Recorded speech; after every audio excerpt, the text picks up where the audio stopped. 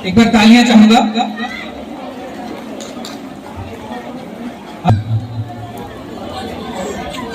आप सब जितने यहाँ पर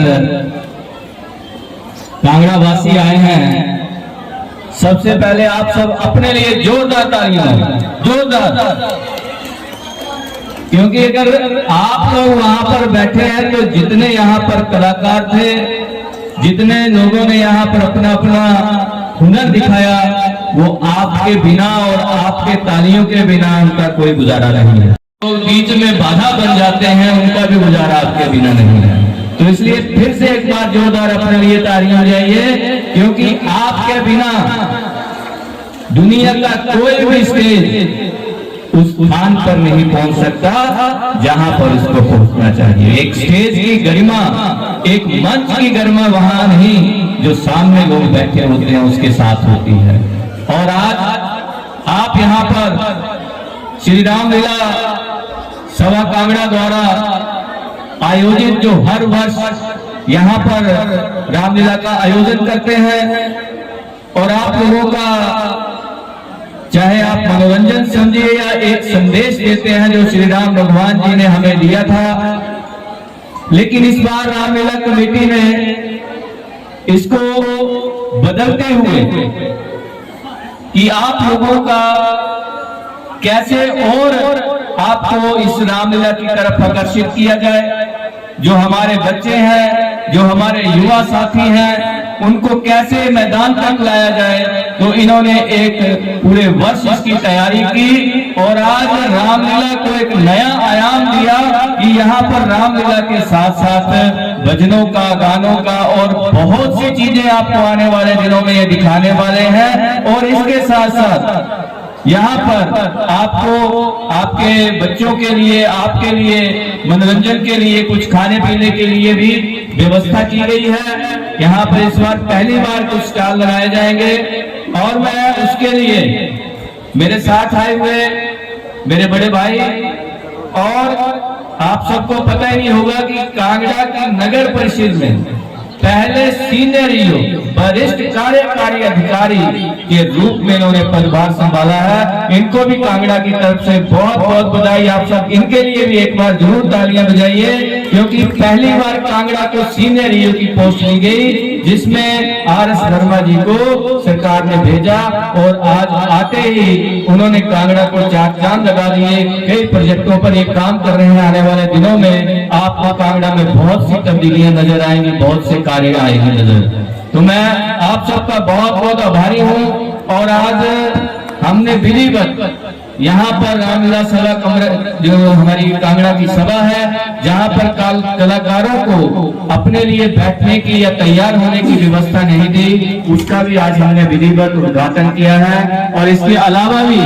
हमें यहाँ पर जिस भी चीज की रामलीला सभा को या किसी को भी यहाँ पर जरूरत होगी, उसका हम व्यवस्था कराने की कोशिश करेंगे। और आप लोगों का जो विश्वास और अपार कृपा मुझ पर है, उसका मैं हमेशा आप लोगों का आभारी रहूंगा।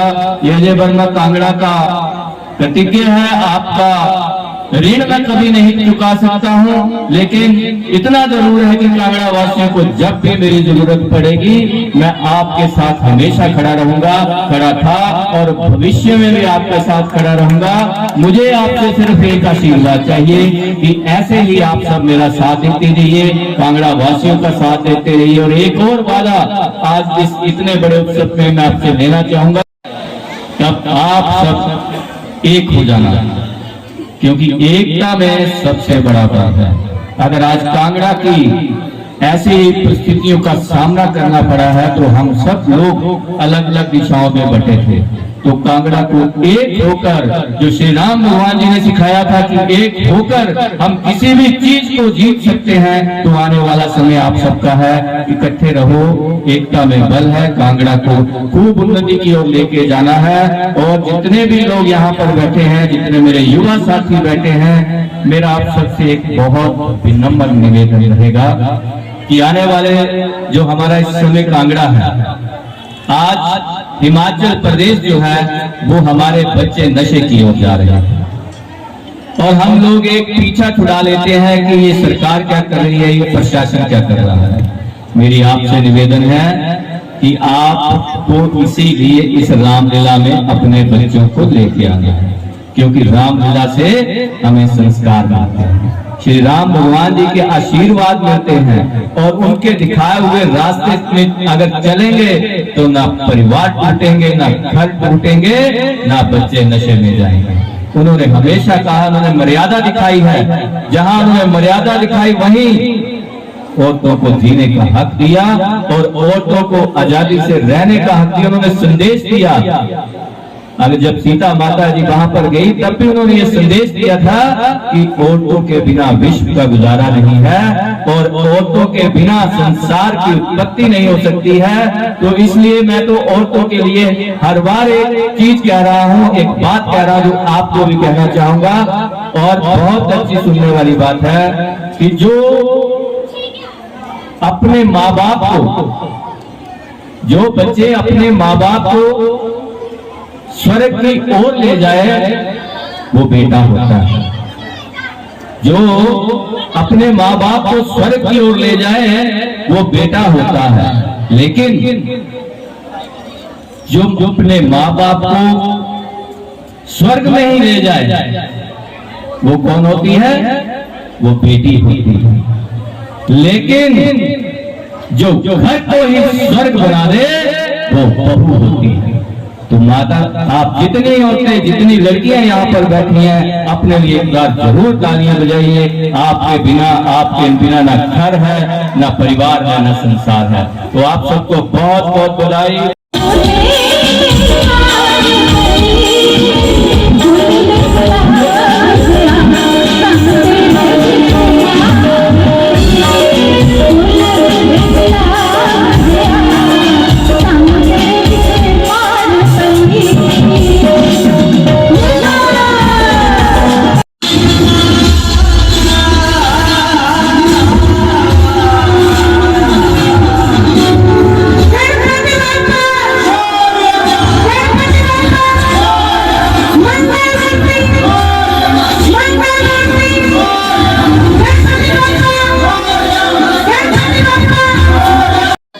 नारद की तपस्या पूर्ति का मतलब इंद्र से हाथ धोना है, और ये मैं कभी नहीं होने दूंगा।